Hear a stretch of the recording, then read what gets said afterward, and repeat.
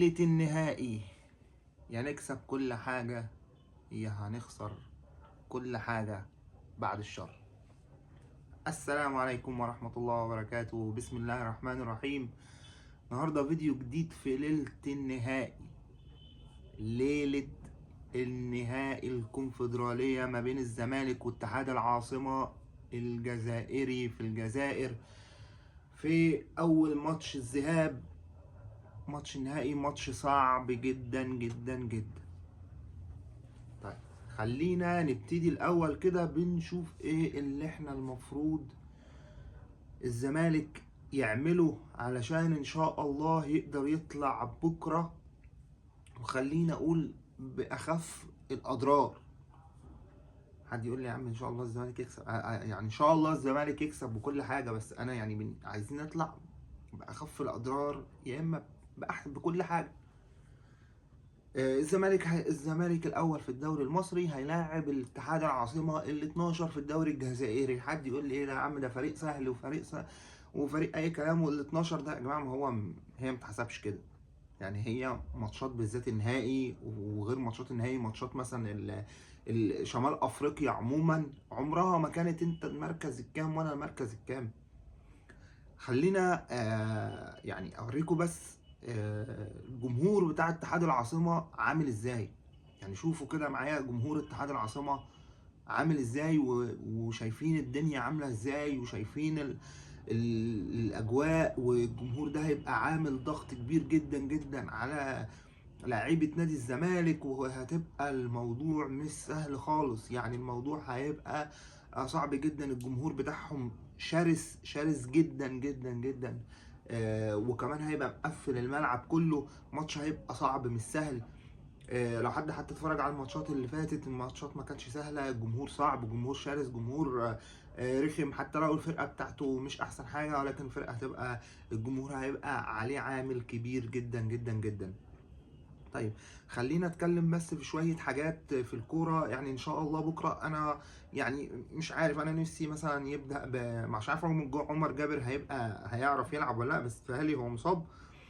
ف غالبا هو هيبدأ بكرة بمهدي سليمان. خلينا نقول التشكيل المتوقع بكرة هيكون المهدي سليمان، محمد اسماعيل، الونش، حسام عبد المجيد، معهم بنتايج. يعني انا شايف ان فتوح ممكن مش هيبدأ بكره. يعني ده وجهة نظري، ان فتوح مش هيبدأ بكره. هيلعب في نص الملعب بمحمد شحاتة، ونص الملعب التاني اللي احنا كنا دايما متميزين احنا كنا ممكن نلعب محمد اسماعيل في نص الملعب. مش عارف يعني، مش عارف محمد اسماعيل دلوقتي احنا ممكن، يعني انا شايف ان هو لازم يلعب ب2-6 بكره. مش هيلعب، ما ينفعش يلعب ب1-6. العب بشحاته وعبد الله وعبد الله وفتوح، لان الدنيا اصلا هتبقى صعبه جدا جدا، وهتلعب على السريع، هتلعب على التحولات. فانا يعني ممكن يبدا باحمد ربيع. يعني هتقول احمد ربيع وبتاع، مش عارف، بس انا شايف ان هو لازم يبدا ب2-6. لو ما كانش محمد اسماعيل ممكن يبدأ بمحمد إبراهيم باك، ويلعب محمد إسماعيل في نص الملعب. فيعني خلينا نشوف بكرة إيه اللي هيحصل وإيه اللي ممكن يعمله. بس إحنا بنتكلم في شوية حاجات كده أو شوية فنيات هنقدر إن إحنا نشوفها بكرة مع بداية الماتش. لأن أنت الماتش هيبتدي معاك، هتطلع تلعب قدام كده كده.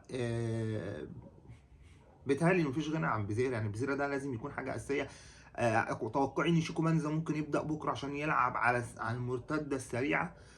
طبعا ما اعتقدش ان هو يبدا بناصر. هيلعب لو عدي الدباغ هيلعب وبزيرة هيلعب، فهو يبدا ببزيرة، عدي الدباغ وشيكو بنزا، وهيخلي ناصر منسي بره. ده توقعي. يعني الا بقى لو هو برضو رجع، لان لو بزيرة مش هيلعب، فهو هيبتدي بعدي الدباغ وناصر منسي وشيكو بنزا. ده هتبقى البداية بتاعتنا، واحنا هنبقى نازلين مقفلين. انت اهم حاجة بكرة انا ما يخشش فيها جون. اهم حاجة للزمالك بكرة ان هو ما يخشش فيه جون، لان هو انت طبيعي هتبقى مضغوط. هتبقى الموضوع بالنسبة لك مش يعني مش رفاهية ان انت حتى تنزل تهاجم او تفتح الخطوط. انت هتلعب على اقل الاضرار. لو ما كسبتش هتعادل، لو ما تعادلتش اخسر واحد. لو دخل فيا التاني هلعب على جون يبقى 2-1.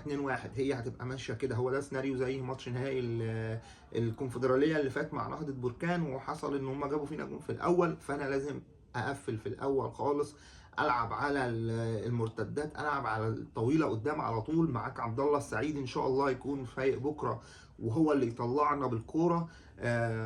مش عارف محمد شحاته يعني طبعا، ربنا يرحم والده ويسكنه فسيح جناته ان شاء الله، ويغفر له يا رب ويسامحه ويغفر لنا كلنا يا رب.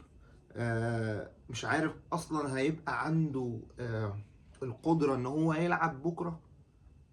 انا شايفها صعبة جدا. يعني هل محمد شحاتة هيكون قادر ان هو ينزل في الملعب يلعب؟ مش عارف. ولو لعب هل هتقدر تاخد منه ال100% اللي انت مستنيها ولا لا؟ كل دي تساؤلات. هل ممكن دي حاجة تحفزه؟ ممكن اكتر.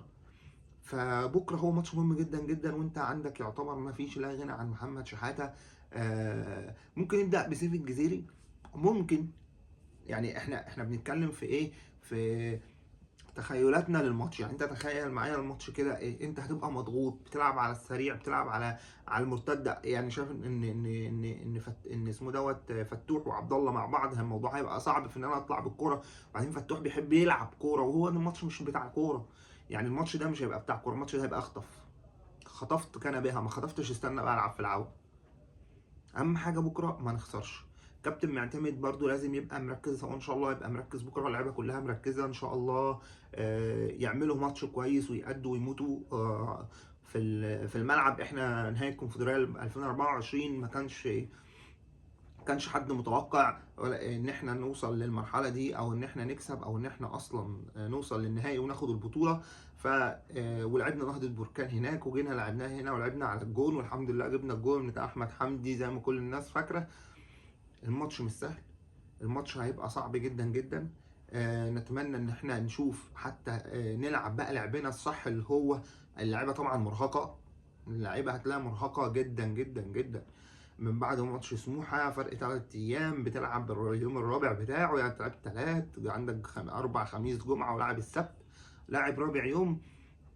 فالماتش مش هيبقى سهل بالنسبه للزمالك وبالنسبه لكابتن معتمد واللعيبه. فهو الماتش هيبقى كله عباره عن روح. اللعيبه لازم يبقى عندها روح، عندها حماس، عندها انتوا اعملوا اللي عليكم وسيبوها على الله. احنا مش عايزين حاجه، احنا معاكم وراكم، وكسبنا الحمد لله. ما كسبناش هيبقى قدر الله ما شاء فعل، نقدر نعوض او نقدر ان احنا عندنا ماتش تاني في القاهرة، هنقدر ان احنا نكون وراكو، جمهوركم وراكو. احنا كمان في ناس مسافرة من هنا في الجزائر، فالماتش هيبقى مش هتلاقي الجمهور موجود، الناس يعني انا حاسس ان شاء الله خير. يعني ان شاء الله خير. يعني انا مش واثق، مش اكيد 100%، ولكن ان شاء الله خير ان الزمالك يعمل حاجة بكرة والماتش لان انا حاسس ان لو دخل فينا جون او دخل فينا التاني، الموضوع هيبقى صعب جدا على الزمالك. لان حته ان الزمالك يرجع هتبقى صعبه قوي، هتضطر تفتح خطوطك. فلو فتحت انت الخطوط مش هتقدر تلعب مش هتقدر تجاريهم في الملعب. في الضغط اللي انت هتبقى فيه بكره من الجمهور بتاعهم، مش هتقدر تجاريهم في الملعب. اللي انا شفته يعني من فرقه بتاعه اتحاد العاصمه، ان احنا هما الاربع المدافعين او الخط اللي ورا عموما بطيء، بطيء جدا. سواء الاثنين المساكين بتوعهم بطاء جدا جدا. كل الاجوان تقريبا اللي جايه منهم، يعني جايه اخطاء منهم. انا المفروض بقى العب على الحته دي، العب على الحته اللي هي ما بين المساك وما بين الباك، العب على الحته دي ان انا دايما الوينج يقطع من النص، او ايا كان النص الملعب اللي يقطع من النص ما بينهم، وابدا العب على الثرو. فاحنا برضو بكره لو بزيرة ما لعبش هيبقى برضو موقفنا صعب جدا. حته ان انا اقدر اعمل التحولات زي ما كنا شفنا في ماتش سموحه لما بزيرة ما لعبش في الشوط الاول. كان ماتش صعب جدا لحد ما نزل هو وقدر يفك الحاله دي ويفك اللخبطه اللي حصلت دي كلها. فان شاء الله بكره يكون ماتش بتاع الزمالك، يكون اللعيبه في حالتهم. هو ماتش عايز يكون توفيق ربنا معانا ان شاء الله. قبل اي حاجه هيكون الحظ معانا بكره، ونقدر ان احنا حتى نكسب واحد، نتعادل. اهم حاجه بكره ما تخسرش، عشان خاطر ان انت تقدر ان انت تعوض هنا. اكسب 1-0، اتعادل 1-1. المهم ان انا اقدر اطلع بنتيجه ايجابيه. لازم بكره اطلع بنتيجه ايجابيه، قادرين ان احنا نكسب. احنا كسبنا شباب بلوزداد، وعلى فكره شباب بلوزداد متقدمه على اتحاد العاصمه في جدول الدوري. فالموضوع ان شاء الله يكون بالنسبه لنا سهل، ونقدر ان احنا نجاريهم، ونقدر ان احنا نكسب باذن الله، او نقدر ان احنا نطلع بنتيجه كويسه. اللعيبه تبقى في حالتها، وانا شايف انهم كلهم مركزين، شايفين الناس كلها بتتكلم مركزه في الملعب. ان شاء الله بكره يطلع حاجه كويسه، وربنا كريم باذن الله، ونكون ابطال الكونفدراليه. يبقى هي بطوله مهمه جدا جدا. وكمان يعني عشان الاتحاد الافريقي عارف بحالنا، قال لك حتى اللي مش هيكسب الكونفدراليه هياخد 2 مليون دولار، زودوا الجايزه. فدي حاجه كويسه، فان شاء الله خير. حاجه تانية، طيب ايه بقى الحاجه التانية انا عايز اتكلم فيها؟ من بعد طبعا انتوا عارفين الماتشات دلوقتي كل ثانية وكل هفوة فيها بتبقى متصورة. في ناس بس بتبقى نازلة مخصوص علشان تصور الكواليس، او مش كواليس بقى، تصور الكواليس، تصور ردود الافعال، تصور الحاجات اللي حواليها. فبتصور كل حاجه في الملعب. يعني لو في ناموسه عدت في الملعب، هتلاقي واحد ما ظهرتش النهارده، بكره هتلاقي لك ايه، ناموسه عدت من الملعب استاد اللي مش عارف ايه والناموسه دي ضربها مش عارف ايه، وفي صرصار جري، وفي كلب معدي، وفي قطه معديه. بتلاقي كواليس يقول لك جنون ورد فعل جون ادوارد، جنون ورد فعل مش عارف مين، وشوف رد فعل اعتمد جمال بعد دخول الجول. هو ما مش بلومهم، بس انا بقى عندي مشكله. طبعا زي ما كلنا شفنا الفيديو اللي طلع للكابتن مدحت عبد الهادي وهو بيشتم او بيسب الاهلي.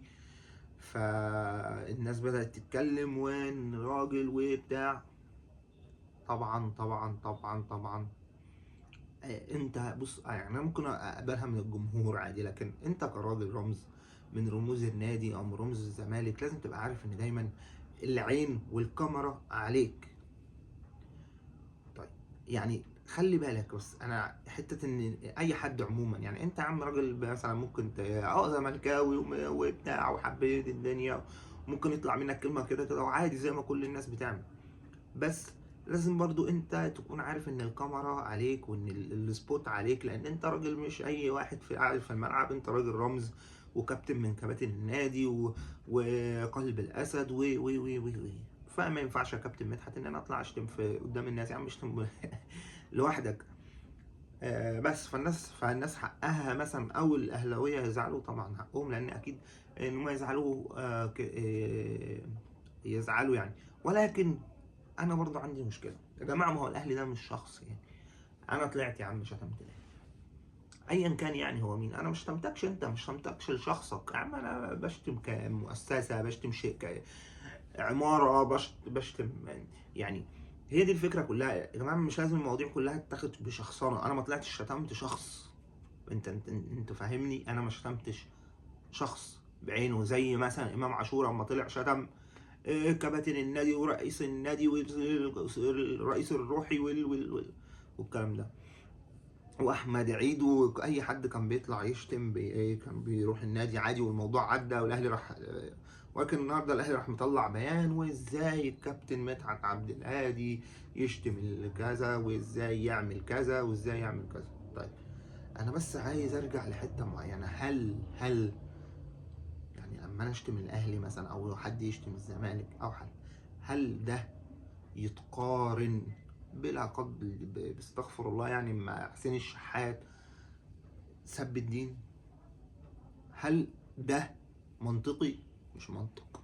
هل الناس قامت ما قعدتش عشان خاطر كابتن مدحت عبد الهادي شتم الاهلي، او شتم النادي الاهلي اللي هو اصلا كيان او مؤسسه، والناس ما فرتش وغارت عشان خاطر ان حسين الشحات شتم ذهاب بالدين للشيبي، وكل الناس اكيد فاكره حاجه زي كده.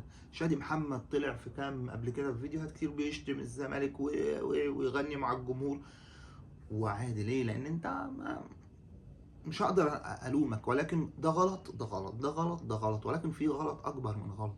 لما انا اثور عشان غلط اقل من الغلط عشان بشتم مؤسسه، وما اثورش عشان انا ديني بيتشتم، لا احنا كده مش عارف يعني. انا اصلا الناس تقول لك القيم المبادئ، احنا كده ولا قيم ولا مبادئ، وكل حاجه داخله في بعض، والمعايير ما بقتش واحده. اه اهم حقك تتضايق، حقك تتضايق. رجعنا في الاخر شفنا ايه؟ ما ولا اي حاجه. الواد ضربه بالقلم وشتمه وبتاع، وراح هو توقف ماتشين وشكرا سلام عليكم وعليكم السلام وخلصت.